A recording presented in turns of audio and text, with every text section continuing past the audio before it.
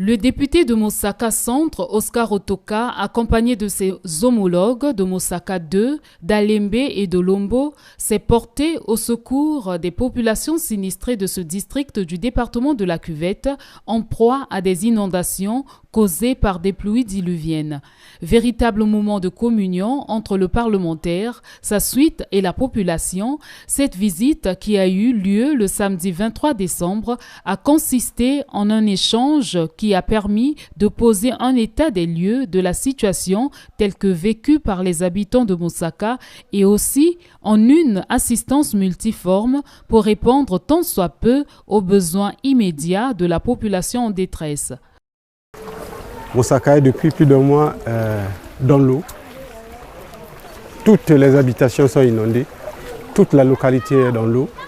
Et en tant qu'élu, il fallait que je prenne un peu de mon temps pour venir compatir avec ces populations qui souffrent et qui sont, pour ne pas dire abandonnées. Pour ma part, je ne suis pas venu les bras ballants. On a essayé d'apporter notre modeste contribution, notamment les médicaments, parce qu'on sait que bientôt les eaux vont se retirer. Et le retrait des eaux amène des maladies hydriques qu'il faille parer au plus pressé, notamment les diarrhées, les mycoses et autres. On a même entrecoupé la session qui doit terminer aujourd'hui pour venir compatir avec nous Mondons, pour partager la douleur, pour qu'ils sachent que nous, on n'est pas loin d'eux. Le geste de cœur du parlementaire qui participe au soulagement des sinistrés a rencontré l'assentiment des principaux bénéficiaires. En tout cas, pour Oscar Otoka, nous disons merci, qu'il continue ainsi. Je sais que tout ce qu'il fait pour Mosaka est véritablement des choses inédites. Là, il est en train de construire le lycée là-bas. Bien des choses qu'il est en train de faire. En tout cas, nous disons merci à Oscar Otoka. À l'instar des populations des autres localités touchées par les inondations, les populations de Mosaka qui, jusqu'à ce jour, vivent les pieds dans l'eau, peinent à s'adapter à cette catastrophe. L'occasion leur a également permis de réitérer leur cri de cœur à l'endroit des pouvoirs publics et aussi à toute autre bonne volonté. À l'endroit du gouvernement, je lance un cri de cœur parce que ces inondations-là dépassent les premières grandes inondations de 61-62. Donc c'est historique. Peut-être que si l'État peut relancer les travaux de protection de berges et de l'ensablement de Mosaka, peut-être que ça pourra aussi soulager dans les jours à venir. Bon, je ne suis pas venu à seul. Pour preuve, je suis entouré par des élus du peuple qui se soutiennent entre eux. Entre nous, majorité présidentielle, on se soutient. Mais ce que je souhaiterais que le gouvernement prenne la mesure des choses.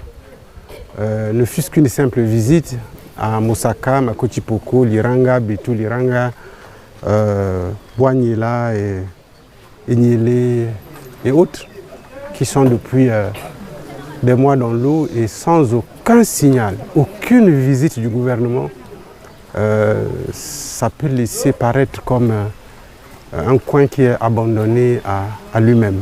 Nous sommes en train de vivre un sinistre sans précédent. Même les natifs de Mosaka disent que depuis qu'ils sont ici, ils n'ont jamais vu une montée des eaux telle qu'elle. Donc nous demandons au gouvernement de nous assister, notamment aux médicaments qui soignent les maladies hydriques. L'important n'est pas de venir au secours immédiatement des parents, l'important est de penser qu'au retrait des eaux, les parents auront besoin de nous, notamment en termes de médicaments, et qu'il faille songer à faire une contribution, une quête, afin que les soins à Mosaka soient à la portée de tous, notamment ces enfants qui nous entourent. Après, vous voyez qu'ils sont dans l'eau. Après, il y aura des mycoses, il y aura tout un tas de maladies qu'il faille faire face. Et je ne suis pas sûr que l'État seul puisse faire face. Et je sollicite une contribution de tous les fils et filles de Mosaka afin d'apporter une contribution, n'importe laquelle, principalement et notamment en médicaments pour y faire face. Après avoir pris la mesure de l'étendue de la catastrophe, Oscar Otoka a formulé la promesse de revenir auprès des populations de Mosaka dans les prochains jours.